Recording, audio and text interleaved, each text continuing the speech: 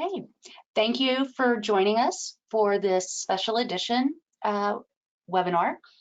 Selvi Sahin, it was actually an ePoster presenter at the 2021 AOCS Annual Meeting Expo. And not only was she an ePoster presenter, but she competed in our processing ePoster pitch competition and won. So really excited to have her back to give a presentation on that winning ePoster. And she's a quite good presenter, given that she won the ePitch. She is a student at Ankara in Turkey, Ankara University. Hopefully I didn't butcher that too terribly. She is a master's candidate in the Department of Food Engineering and is an active student member of AOCS. Her research interests include nanoemulsion technology, food emulsions, edible oil technology, food development technologies, and also process contaminants. So she's actively working on her master's degree, but has also secured a fully funded PhD scholarship to pursue a doctorate degree in food science abroad. So we wish you the best of luck and hope you stay with AOCS as you go into food science. So I'm pleased to turn the webinar over to Selvi. We will answer questions at the end of the presentation, so please just drop those in the question box. And thank you everyone for joining us. And Selvi, I'll turn it over to you. First of all, thank you, Emmy. And hello to all the participants. I would like to talk about our study, which is Formation and Physical Stability of Hazelnut Oil Nanoemulsions. First of all, let me give you some brief information about nanoemulsions. One of the important goals in functional food industry is increase the bioavailability by ensuring food components reach the targeted area in body and also is released there. In doing so, it should be ensured that the sensory qualities of nutrients or bioactive substances does not affect negatively. At this point, emulsion and nanoemulsion technology are a good way to use these types of areas. Droplet size of nanoemulsions show a range from 10 to 100 nanometers, and they are structures that can be called metastable and also unstable. And their appearances can be clear or turbid. And so what types of benefits do they provide? First of all, nanoemulsions increase the bioavailability of encapsulated highly lipophilic substances. And also, they provide effective storage for sensitive bioactive substances. And it's a very good way to avoid from unwanted environmental interactions.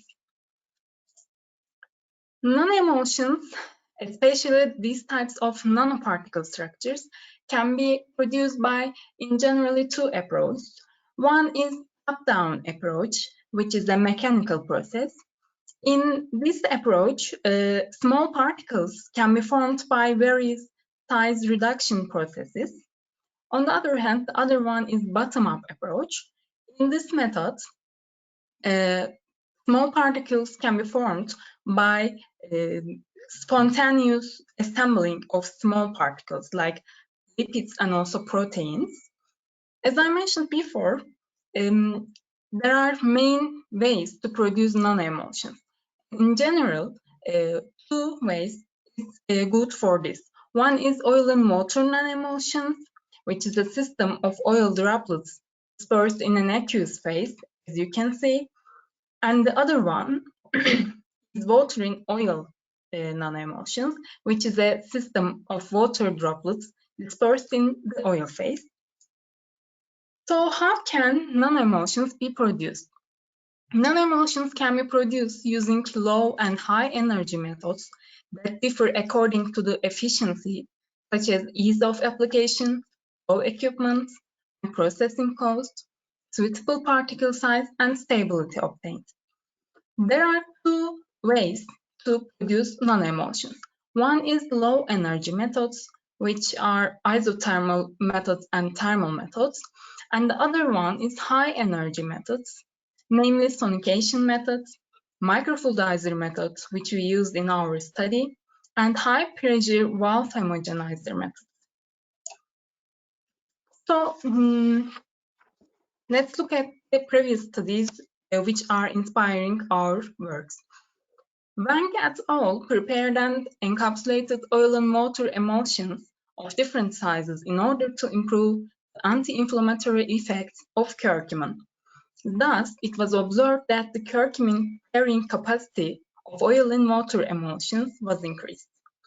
And also, Cheng and Wagner formulated vitamin E nanoparticles encapsulated with starch, the intended clarity in clear fruit juice.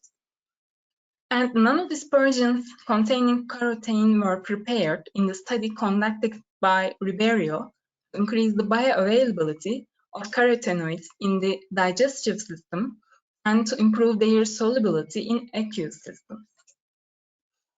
So, why we focused on hazelnut oil? Hazelnut oil has an important part in oil industry, especially refined hazelnut oil is a suitable product to use edible industrial areas. Cardiovascular sources, especially clinical sources, have shown that phytosterols found in hazelnut oil reduce cholesterol level in human body when taken as a dietary supplement. And also this effect is provided by oleic acid, which is constitute 80% of its composition.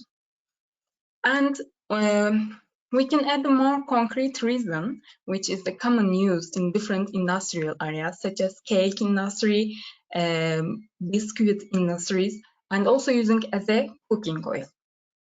However, because of the oxidation reactions, there can become some deterioration in hazelnut oil as well as other oils. Due to the inappropriate process and storage conditions, some oxygen reactions can become, and at the end, low quality hazelnut oil can be obtained, unfortunately. At this point, nanomulsion technologies can be applied on these types of oils. And in this way, different forms of hazelnut oil, which stands long-term quality and high stability, can be obtained easily. Furthermore, there are no detailed literature studies in this subject, so it's aimed to make an initial contribution with adapting hazelnut oil to nanoemulsion technology. In our study, it was targeted to obtain oil and water nanoemulsions by using two different types of surfactants. One is whey protein isolate, which is natural, and the other one is synthetic Tween 80. And then we acquired our caused emulsions by using ultra-thorax device. And after this homogenization section, emulsions prepared with different initial surfactant ratio were passed through a microfluidizer with different pressures and also different passes. At the end, depends on the results, we specified the ideal particle diameters and suitable conditions, and after this section, all the analyses were studied under these conditions.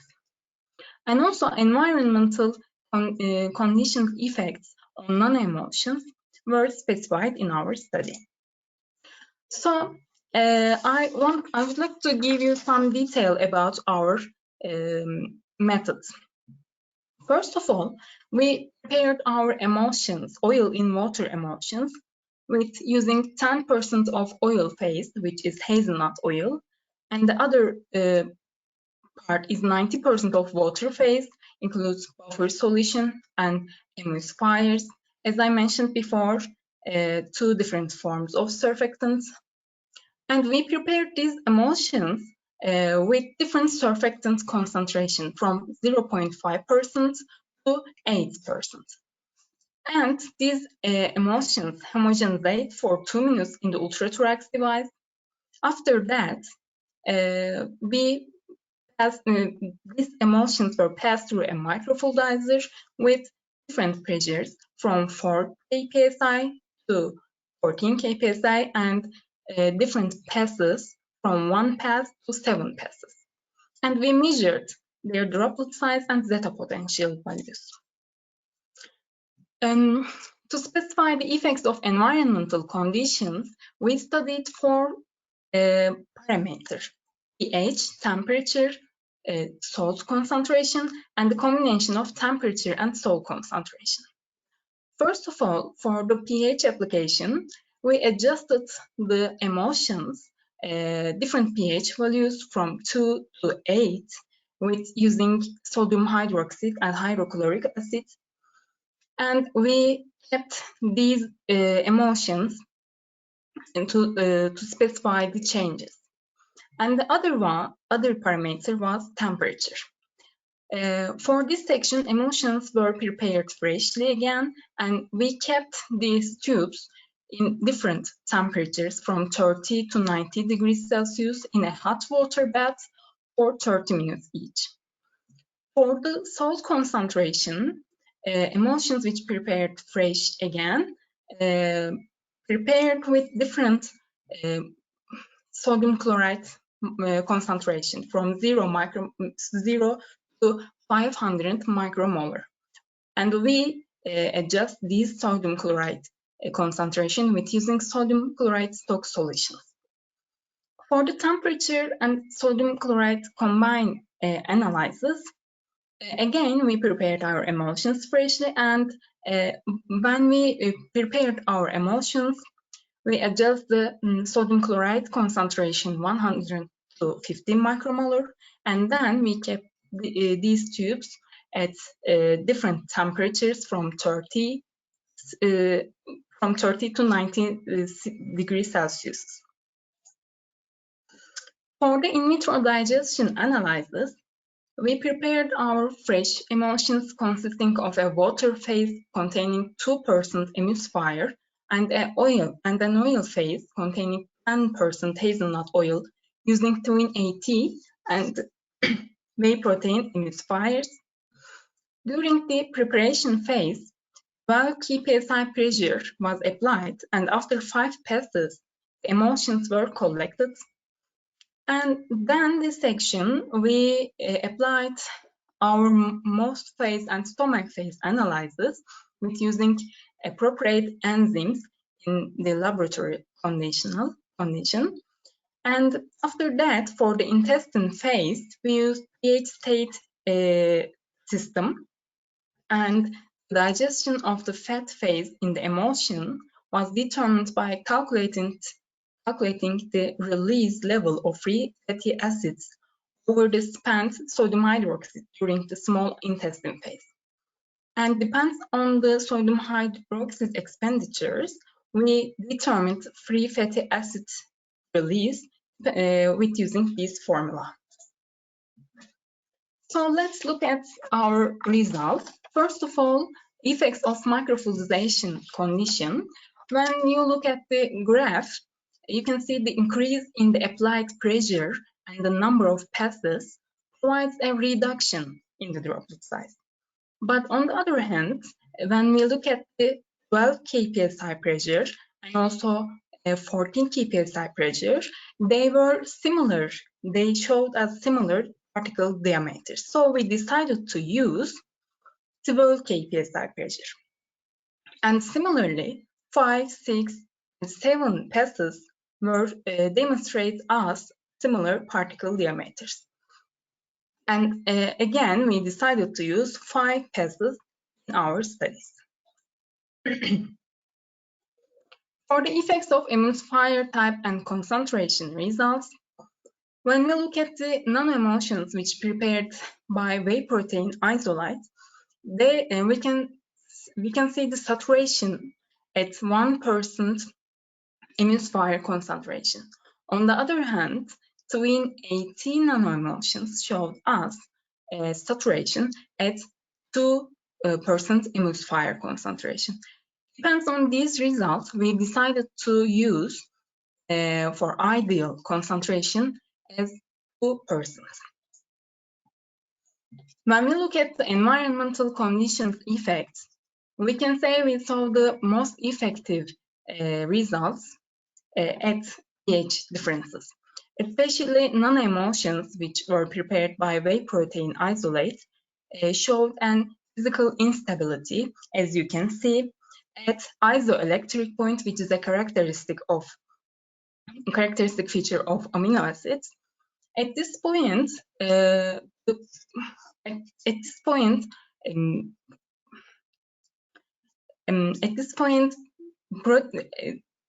the other points, which are far from isoelectric points, proteins exhibit electrostatic repulsion. Because of that, they remain stable, as you can see. And also we can say Tween 80 nanomulsions remain stable under these pH conditions. When we look at the zeta potential changes, again, we can say Tween 80 stabilized nanomulsions effectively. But on the other hand, whey protein nanomulsions showed as a fluctuation in the zeta potential values. Whey protein is at pH 5 due to the thin interfacial layers it creates while van der Waals forces are dominant instead of electrostatic repulsion in the environment, and this causes droplet agglomeration. When we look at the temperature changes, we can say there were no obvious changes on the particle diameters, and we couldn't obtain any physical changes. Just we saw some foaming at high temperatures, nearly 18 and 19 degrees Celsius. And also, no obvious change was observed at zeta potential changes. For the effects of environmental conditions, for temperature and sodium chloride combination, there are good changes at high temperatures, especially because of especially on non-emulsions which were prepared whey protein isolate, showed us physical instability. And as you can see, they illustrate a foaming at the high temperature after 70 degrees Celsius. And we can explain this reason for like that. Hydrophobic effect on the surface of the emulsion droplets were increased, and depends on this coagulation we saw a coagulation in the structure. But on the other hand, Tween 18 nanoemulsions has a high steric repulsion between droplets, and they remained really good. They showed us really good stability. When we look at the zeta potential changes, we can say there is a reduction in negative charge values. And for the sodium chloride changes, they were similar with temperature and sodium chloride. There is a small increasing in particle diameters because of the predisposition to denaturation. And Tween 18 nanoemulsions were more permanent layers on droplet surfaces, and they showed us high stability. For the zeta potential changes, as you can see, especially non-emulsions which were prepared by whey protein isolated, showed as an increase. And we can explain this with salting effect. Solubility of some proteins increases with increasing salt content. This results in less attractive interaction between protein molecules. And when we look at in vitro digestion changes, we can see a significant growth at gastric phase. And it's because of the partial hydrolysis of the protein coating around the droplets by the enzyme pepsin in gastric juice. Therefore, steric and electrostatic repulsion between droplets decreased. And we can add more concrete reason, which is ununique mucin molecules in simulated salivary fluid cause flocculation of cationic protein-coated droplets in acidic gastric juice. And finally, we can, when we look at the free fatty acid release graphs, as you can see, there are similar digestion. They showed a similar digestion ratio. And the ability of lipase to contain triacylglycerol molecules in system is similar for both systems. So at the end, we can. I know you have a question. Can this product be implemented? We have many good reasons for this. First of all, there is a high quality and long stability product if it's produced under right conditions. And also it has a 90% of digestion ratio, which is a good proportion for human digestive system. And it can be produced by using natural emulsifiers like whey protein isolate. And the devices like microfluidizer and ultrathorax are very effective and suitable devices to use industrial conditions. So at the end, we can say highly effective products can be produced by allocating an affordable capital. Thank you for your listening. If you have any question, I will be happy to answer. Thank you, Selvi. Great job. So if you do have questions, you can write those into the question box, and those can be addressed during the webinar. And so, Selvi, great work, and I know you're moving on, to your PhD. But in regards to this research, what do you think should be done next? Like, what would next steps be? Yes, and thank you for your question, Amy. I believe that first of all, our aim was protect the our hazelnut oil from oxidation reactions, but we couldn't apply oxidation analysis on our nanoemulsions. I believe that we should do this analysis next, and we compare the oxidation levels from initial form and the final form. Okay, nice. So we do have one question right now, and they're asking if you have a publication related to this work. And right now I'm going to look up the links, but I can at least provide a link to your ePoster. But do you have other publications related? No, not yet. But we are planning. I hope we can do. Okay, so I'm going to put, Selvi did have an ePoster at the AOCS Annual Meeting. And so I'm putting a link to that as an answer to the question so that you can view that ePoster. I'll put it in the chat as well, just so I make sure everybody gets it. And so you can at least have that reference. And the e-pitch that she did is also on the AOCS YouTube channel. So you can find out more information that way as well. So we do have another question. And the question is, why do you select 2% emulsifier for in vitro digestion? The level may be good for WPI, but isn't it too high for Tween 80? Thank you. For 2%, right? Yes, and you know what I'll do, Okay. Selvi, since you can't. It says I can get it. Okay. Yes. Thank you for question, first of all. Actually, Tween 80 very effective surfactant for stabilized nanoemulsions. So it's actually it don't matter like that much how much how much concentration you use.